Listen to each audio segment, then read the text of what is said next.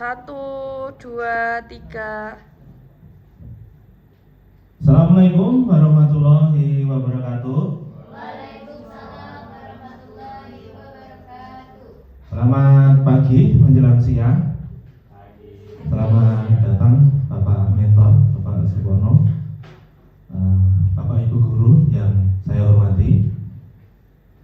Alhamdulillah, puji syukur pada Allah Subhanahu wa Ta'ala karena berkat limpahan rahmat dan karunia-Nya kita bisa berkumpul di ruangan multimedia untuk keperluan seminar hasil laporan orientasi pengenalan nilai dan etika pada instansi pemerintah bagi P3K di lingkungan pemerintah Kota Surakarta. Saya sebagai moderator akan memandu jalannya kegiatan ini. Terima kasih. Sebelumnya saya sampaikan pada Bapak Mentor, Bapak Ibu Guru yang sudah hadir untuk berada di ruang multimedia berpartisipasi aktif dalam kegiatan ini. Orientasi ini sangat penting Bapak Ibu, terutama untuk mengenalkan P3K berkaitan dengan nilai-nilai dan etika. Dan ini langsung saja untuk menyingkat waktu, pada sesi ini kita akan mendengarkan pemaparan dari peserta orientasi oleh Bapak Atif Naufal Mufid. Kami persilahkan.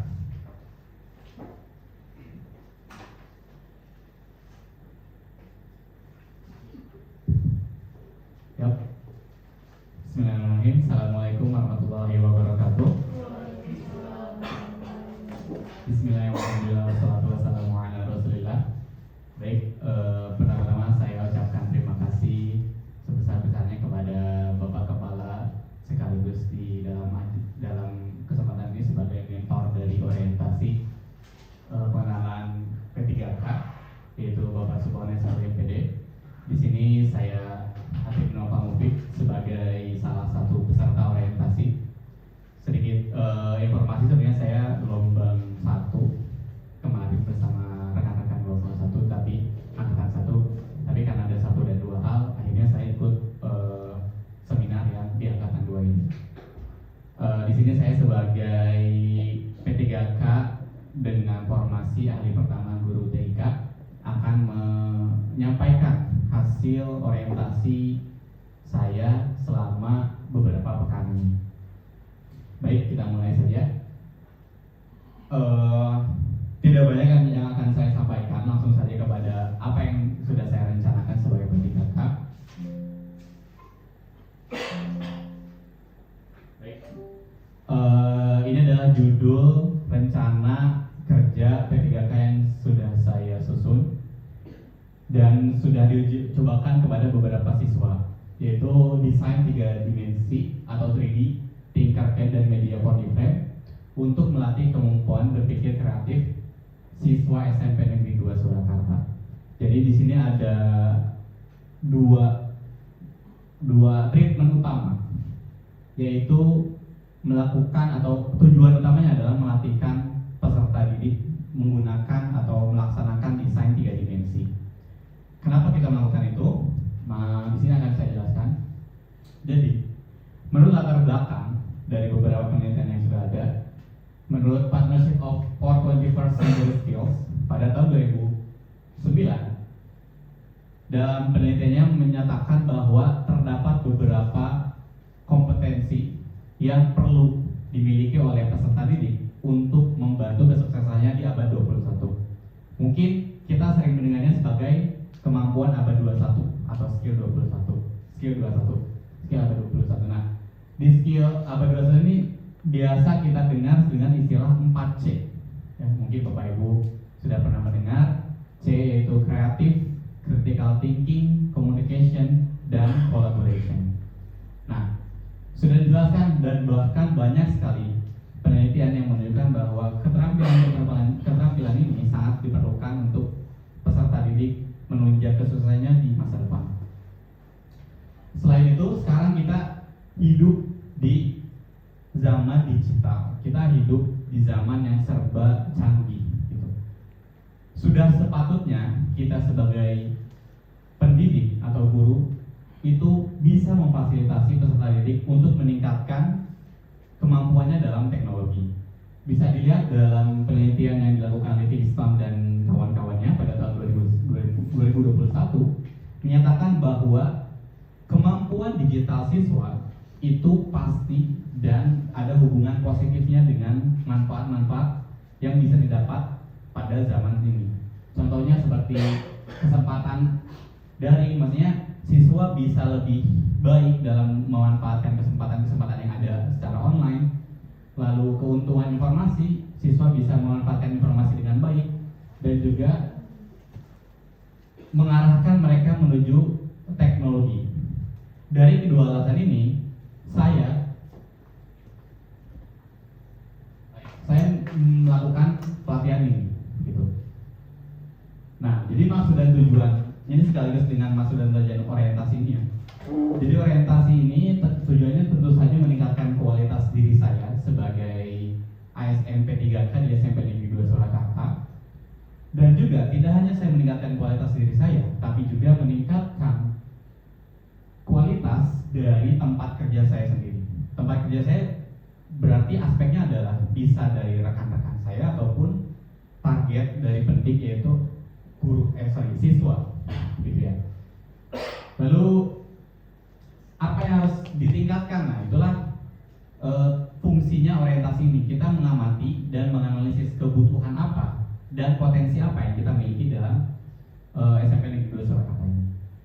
Lalu mungkin Bapak Ibu juga sudah mengetahui bahwa kita punya visi misi yang ada 10 poin. Nah, di sini dalam pelatihan, dalam proyek yang saya lakukan, itu saya meng-highlight misi poin ke-7, yaitu melaksanakan pembinaan kepada siswa dalam bidang keterampilan teknologi informatika dan komunikasi sesuai dengan tuntutan zaman. Berhubung saya di sini sebagai guru informatika, maka sudah sangat jelas bahwa poin misi ke-7 ini sudah menjadi salah satu tugas saya di sini sebagai guru informatika. Baik, inilah rencana hasil kerja P3K yang sudah saya susun. Isu yang diangkat, pertama, alhamdulillah sekali ya Bapak Ibu sekalian, kita bisa di tempat kerjakan di SMP Negeri 2 Surakarta ini yang sangat luar biasa. Saya meskipun orientasi, tapi saya sudah di sini mengajar 1 tahun lebih.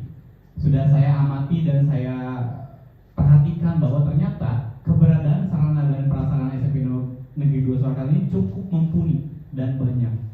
Namun sayangnya, saya pribadi sebagai guru informatika merasakan bahwa sarana dan prasarana ini, khususnya bidang saya yaitu bidang informatika dan komputer ini, tidak dimanfaatkan secara maksimal. Maksudnya bagaimana? Saya hanya menggunakan sejauh ini belum maksimal dalam menggunakan lab komputer, hanya digunakan sebagai kelas pembelajaran informatika. Padahal komputer itu punya kapabilitas dan potensi yang sangat besar. Apalagi di SMP Negeri 2 Surakarta ini kita punya 3 lab komputer sekaligus. Sudah sangat sepatutnya saya sebagai salah satu guru informatika untuk memanfaatkan sarana dan prasarana tersebut. Kemudian selama saya mengajar selama 1 tahun maupun orientasi, saya melakukan survei dan tanya jawab bersama siswa begitu. Ternyata keterbatasan atau secara umum siswa-siswi SMP Negeri Surakarta ini memiliki keterbatasan dalam kemampuan digital. Kemampuan digital itu sangat luas, sangat banyak. Namun yang saya amati bahwa kebanyakannya hanya bisa menggunakan, hanya sebagai user, bukan sebagai penciptanya, bukan sebagai seseorang yang memanfaatkan dengan lebih baik. Sehingga sudah sepatutnya bahwa kita punya potensi yang besar dalam sarana dan prasarana, skill bisa dilatih, lalu inilah kesempatannya begitu. Kesempatan kita untuk meningkatkan keterampilan siswa dengan cara melakukan pelatihan ini. Terakhir mungkin ini juga sebagai pengamatan saya begitu ya. Jadi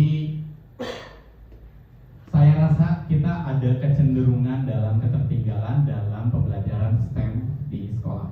Meskipun saya yakin Bapak Ibu sekalian sudah sering mendengar istilah tersebut, lalu mungkin melaksanakan pelatihan ataupun pembelajaran. Namun saya rasa aplikasi STEM di SMP Negeri Surakarta ini sangat kurang maksimal, sehingga mungkin inilah momen ya, atau mungkin kesempatan yang bisa dimanfaatkan agar bisa meningkatkan kualitas peserta didik maupun guru-guru yang ada di SMP Negeri Surakarta. Maka inilah gagasan yang saya angkat, yaitu pelatihan desain 3D menggunakan 4D frame untuk mode unplug dan web Tinkercad untuk mode plug. Mungkin Bapak Ibu yang belum tahu bahwa di informatika itu pembelajarannya ada dua mode unplug dan mode plug. Unplug itu artinya pembelajaran tidak menggunakan device atau tidak menggunakan alat elektronik apapun, tidak menggunakan komputer, tidak menggunakan HP, biasanya buku atau apa. Nah, kalau misalnya pembelajarannya buku saja kan membosankan. Oleh karena itu saya mencoba untuk menggunakan 4D frame. Lalu ada juga web Tinkercad. Nah, ini mode plug-nya, yaitu mode yang menggunakan komputer secara langsung. Baik, berikut beberapa tahapan persiapan untuk melaksanakan kegiatan ini yang sudah saya laksanakan. Itu pertama, tentu saja saya sebelum menentukan apa saja yang mau dilakukan atau dilatihkan, saya pasti melakukan survei keterampilan dan minat siswa. Ternyata setelah kita alhamdulillah kedatangan di 3D printer, lalu saya coba kenalkan itu kepada para siswa. Ternyata mereka belum tahu apa itu, apa dikiranya kulkas ataupun alat-alat sejenis lah gitu ya. Nah, mereka belum tahu. Ternyata ketika melihat sangat tertarik, bahkan saya praktekkan di kelas dan mereka sangat tertarik dengan apa yang dilakukan oleh 3D printer. Jadi sudah sangat ditunjukkan bahwa 3D printer itu atau desain 3D itu sangat menarik bagi siswa gitu ya. Lalu saya juga selain di sini saya melakukan pelatihan untuk pengukuran kreativitas menggunakan TTCT, yaitu Torrance Test of Creative Thinking. Itu salah satu metode untuk mengukur kemampuan berpikir kreatif yang dikembangkan oleh Torrance. Yang terakhir saya menggunakan atau melaksanakan persiapan alat dan bahan pelatihannya. Nah, ini aspek pertama yang saya lakukan adalah melakukan asesmen berpikir kreatif, karena saya ingin mengetahui dulu seberapa kreatif sampel yang saya ukur gitu ya. Di sini saya menggunakan TTCT atau Torrance Test of Creativity. Dalam TTCT ini terdapat 4 aspek, atau Torrance ini menyampaikan bahwa terdapat 4 aspek dalam kemampuan berpikir kreatif, yaitu aspek fluency, flexibility, originality, dan abstractness. Fluency itu adalah seberapa banyak siswa bisa menghasilkan ide. Flexibility adalah seberapa variatif ide yang bisa disampaikan oleh siswa. Originality adalah seberapa unik ide yang disampaikan oleh siswa itu dalam relatif terhadap teman-temannya. Jadi seberapa original, seberapa unik. Dan terakhir, seberapa abstrakness itu adalah seberapa jelas dia menyampaikan ide yang dia sampaikan. Begitu. Nah, ini adalah hasil dari asesmen berpikir kreatif. Di sini saya ada lembar kerjanya. Nanti mungkin Bapak Ibu jika ingin lihat bisa melihatnya. Nah, ini hasilnya itu skalanya itu 1 sampai 4. 1 artinya kurang baik dan 4 itu artinya sangat baik gitu ya. Bisa dilihat bahwa ternyata cukup lumayan bervariatif rata-ratanya. Dari 3,5 yang paling besar sampai 1,75 yang paling kecil. Di sini saya menggunakan 6 orang sampel siswa sebagai kegiatan ini begitu. Selanjutnya, nah ini adalah media yang saya gunakan. Jadi media pertama itu disebutnya 4D frame. 4D frame ini merupakan salah satu media yang dikembangkan oleh Foundation for the Advancement of STEAM Korea Selatan. Jadi ini media yang berasal dari Korea Selatan dan sudah sering dan banyak sekali penelitian yang menggunakan media ini. Ada 2 bagian utama dari 4D frame, yaitu tubes dan juga konektor. Nah, tubes ini yang bentuknya seperti sedotan ini namanya tubes. juga konektor. Konektornya adalah alat untuk penghubung tubes-tubes tersebut. Cara gunakannya ya tinggal disambungkan, lalu mirip seperti Lego, cuman beda konsep gitu ya. Nah di sini ini mungkin desainnya masih 2 dimensi ya, dia hanya berupa luasan. Tapi kalau misalnya dikembangkan lagi, desain 3D sangat bisa digunakan atau dibentuk dari body frame ini. Nanti saya akan berikan contohnya, perlihatkan contohnya yang sudah dibuat oleh siswa. Nah, ini adalah kegiatan yang kami telah lakukan. Ada 2 tahap, yaitu tentu saja saya menjelaskan dulu mengenai bagaimana cara kerja body frame ini, gitu ya. Lalu bagaimana apa saja yang bisa kalian lakukan dan kerjakan. Lalu tahap 2 mereka melakukan eksplorasi secara langsung, gitu. Di sini ada beberapa hasilnya, begitu ya. Dan ini salah satu hasil yang sudah dibuat peserta didiknya. Ini dibuat sebuah helikopter, gitu ya, model-modelnya. Meskipun tadi hanya dari sini ya, dari bentuk seperti ini, ternyata bisa dibuat menjadi desain 3 dimensi. Nah di sini dulu kita kalau belajar untuk membuat objek 3 dimensi bagaimana? Ya kita potong dulu dari kertas, begitu ya, bikin rangkanya. Itu sangat memakan waktu dan tenaga. Tapi dengan menggunakan media body frame ini, maka posibilitas membuat desain itu sangat lebih luas, gitu. Selanjutnya nah untuk tadi adalah mode plug in, mode unplug, mode yang tidak menggunakan komputer sama sekali. Nah, sekarang kita akan menggunakan desain atau menggunakan mode yang plug atau menggunakan komputer. Maka di sini saya memanfaatkan Tinkercad sebagai web yang dikembangkan ya. Ini nanti hasilnya ini sebuah web yang bisa membuat desain 3D dan project stem yang lainnya. Bisa dilihat saya menggunakan siswa di sini, saya menjelaskan fitur dasarnya dahulu, lalu di sini siswa berlatih ataupun melakukan eksplorasi model secara mandiri. Ini ada beberapa model yang sudah mereka buat. Tidak sempat saya print karena keterbatasan waktu, tapi ini beberapa model yang sudah siswa itu buat, gitu. Jadi kesimpulan untuk presentasi saya atau seminar saya orientasi ini adalah, sudah saya bilang bahwa alhamdulillah kita ditempatkan di SMP 2 ini yang memiliki potensi yang sangat besar, baik dari sarana dan prasarana maupun dukungan ataupun sumber daya manusia. Oleh karena itu kita sebagai P3K yang baru, begitu ya, sudah seharusnya kita memanfaatkan potensi ini sebaik mungkin. Penggunaan media yang saya sebutkan tadi tidak hanya bisa diajarkan di pembelajaran informatika, di pembelajaran yang lain pun sangat-sangat mungkin bisa dilakukan, apalagi dalam bidang STEM, gitu ya, science, teknologi, engineering, dan art dan matematik, STEAM. Ini beberapa referensi yang saya gunakan dalam presentasi, dan sekian untuk presentasi seminar saya. Bila ada pertanyaan, saya persilakan. Terima kasih.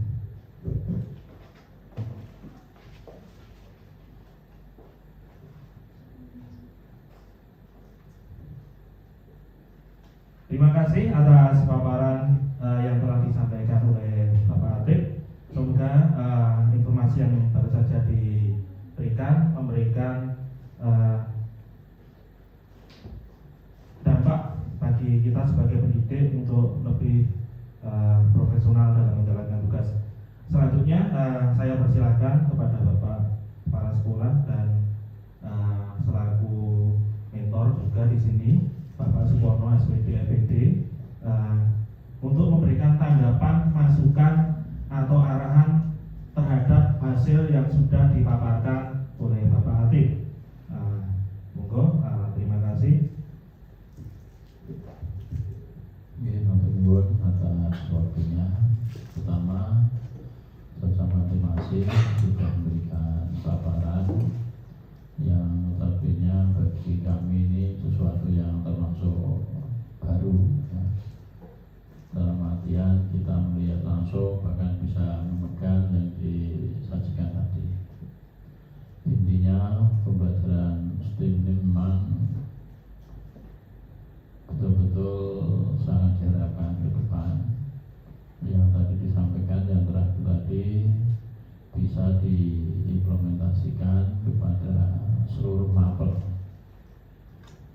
masing-masing, dan saya kira yang di ruangan ini karena notabene adalah seumuran anak saya hampir semuanya, ini sangat adaptif dan sangat dekatlah dengan yang disampaikan tadi. Kalau saya mungkin sudah ketinggalan.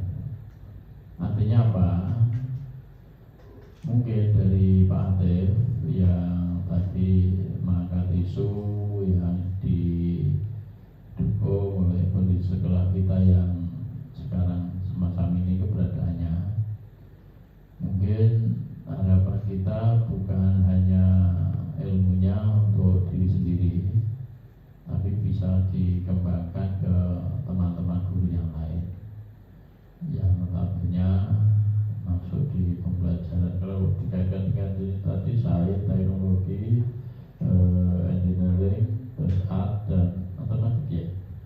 Ini paling tidak itu, tapi mungkin ketika ada pencerahan mungkin akhirnya seluruh makhluk pun mungkin bisa. Memang ini diharapkan. Karena memang kalau kita lihat bentuk ini berarti anak bisa meng-create, bisa membuat karya yang 3 dimensi. 3 dimensi ini tidak gampang dibandingkan dengan 2 dimensi atau hanya teori saja. Mungkin yang saya harapkan ke depan bisa ditularkan tadi. Saya punya pertanyaan. Ketika sesuai dengan harapan kami tadi disampaikan pada teman-teman yang lain, mungkin ada gambaran seperti apa mekanismenya. Ilmu ini bisa disampaikan ke teman-teman yang lain sehingga nanti betul-betul ya apa yang Pak Ade dapatkan ini bisa lebih dikembangkan di sekolah kita. Moga Pak Ade. Baik, terima kasih atas pertanyaan Pak Supono SPMPD. Baik, tadi pertanyaan bagaimana mekanisme untuk berbagi mungkin ya, berbagi praktek baik mengenai pembelajaran STEM ini. Tadi mungkin sudah disampaikan bahwa salah satu tujuan saya mengangkat tema ini adalah ketertinggalan dan juga potensi yang dimiliki oleh SMP Negeri Surakarta baik dalam sarana maupun sumber daya manusia. Tentu saja sudah salah satu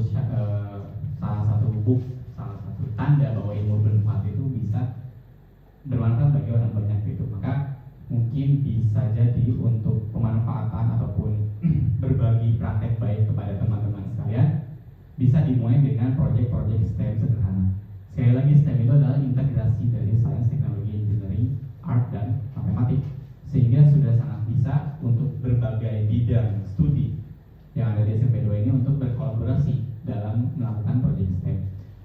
Bisa bagaimana caranya? Bisa menggunakan berbagai praktek baik yang biasa kita lakukan, mungkin diagendakan tiap bulan gitu ya, ataupun nanti bisa dalam proyek P5 ataupun proyek-proyek siswa yang selanjutnya bisa dulu diawali dengan gurunya dahulu begitu ya. Jadi sebelum kita meminta siswa untuk melaksanakan proyek ABC, tentu saja kita harus memperkaya diri kita dengan ilmu yang bersangkutan.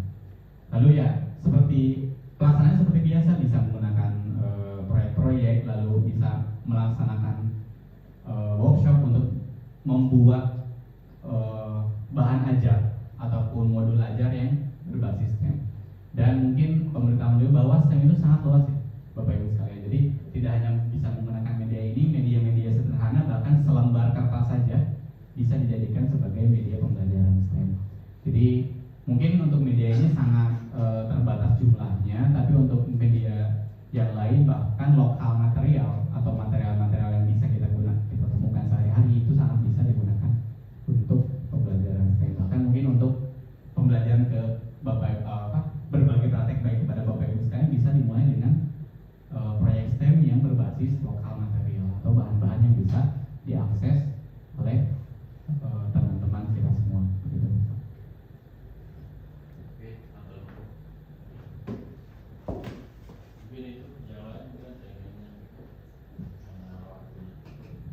Terima kasih Bapak Supono. Selanjutnya adalah sesi tanya jawab bagi Bapak Ibu guru. Apakah ada? Baik, jika tidak ada,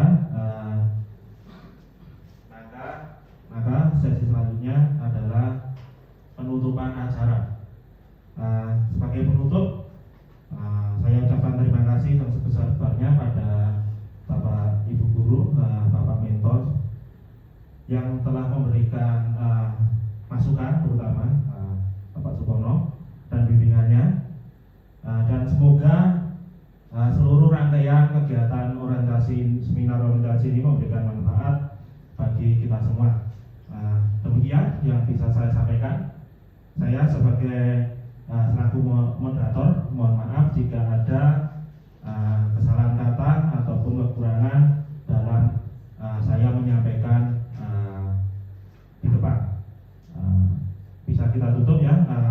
Wassalamualaikum warahmatullahi wabarakatuh. Selamat melanjutkan aktivitas dan sampai jumpa pada